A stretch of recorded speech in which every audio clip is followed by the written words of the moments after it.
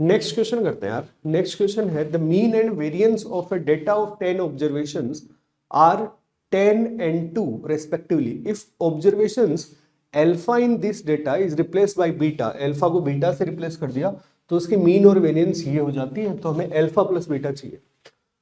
तो यार जो पहले जो बात बोल रहा है ना कि 10 ऑब्जर्वेशन है, तो हमने बोल दिया कि यार x1 x2 x3 वो तो x9 तो सेम है बट एक अल्फा और है, सही है। उन सब का जो मीन है तो इनका मीन कितना आ जाएगा। मीन यदि हम निकालें तो मीन हमें बोल रखा है कि 10 है।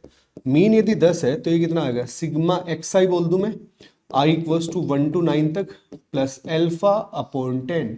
तो यहां से हमें ये मिला कि sigma i equals to 1 to 9 x i जो है वो सॉरी प्लस एल्फा जो है वो आ जाएगा 100। तो ये इंफॉर्मेशन हमें यहां से मिली। फिर इसका वेरिएंस भी गिवन है, तो वेरिएंस कितना हो जाएगा, वेरिएंस दे रखा है 2, तो वेरिएंस हो जाएगा स्क्वायर्स का सम। तो स्क्वायर्स का सम बोले तो स्क्वायर्स का मीन जो है वो कितना हो जाएगा 9 प्लस एक अल्फा स्क्वायर और है अपॉन 10।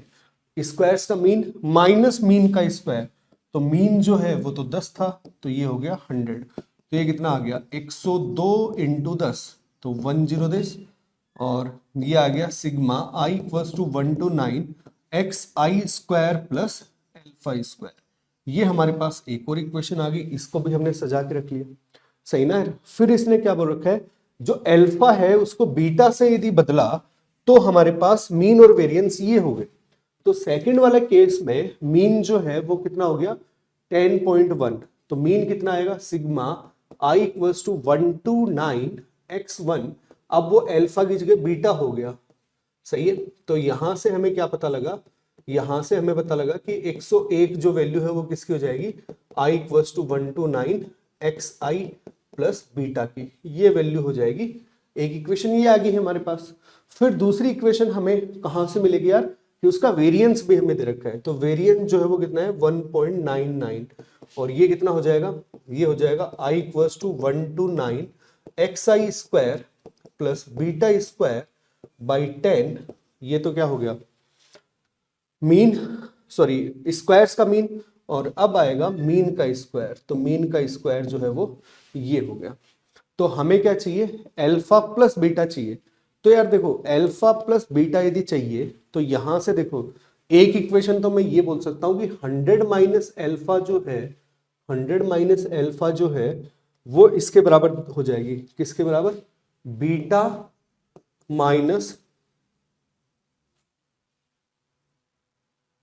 सॉरी 101 माइनस बीटा के, 101 माइनस बीटा के। एक तो हमें ये इंफॉर्मेशन मिल गई। तो यहां से हम क्या बोल सकते हैं कि यार बीटा माइनस अल्फा जो है उसकी वैल्यू 1 है। बीटा माइनस अल्फा की वैल्यू कितनी आ गई हमारे पास, 1 आ चुकी है। अब हमें यदि अल्फा इंटू बीटा या अल्फा प्लस बीटा और मिल जाए तो अपना काम हो जाए। और वो कहां से आएगी, वो जैसे ये इक्वेशन हमने एक्स स्क्वायर में बनाई है तो यहीं से ही वो इक्वेशन बन जाएगी।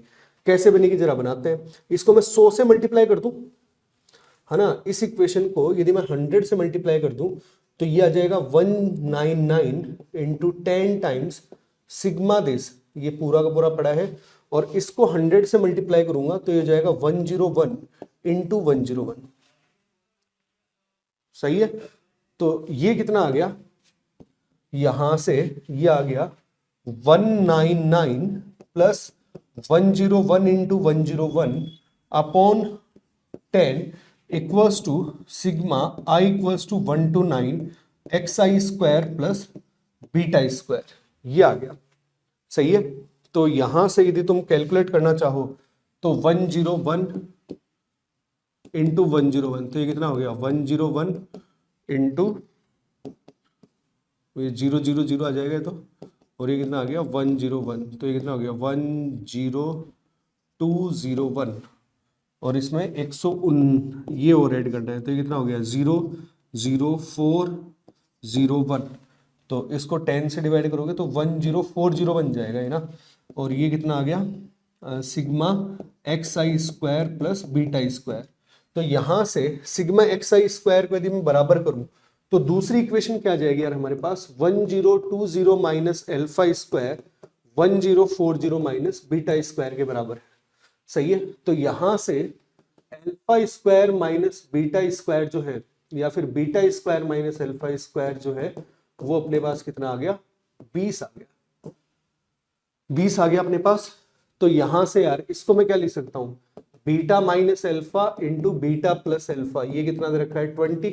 बीटा माइनस अल्फा की वैल्यू 1 है, तो बीटा प्लस अल्फा जो है वो कितना आ जाएगा, 20 आ जाएगा। तो 20 देखो बीटा प्लस अल्फा, तो फोर्थ ऑप्शन जो है वो यार अपना यहाँ पे करेक्ट आंसर हो जाएगा।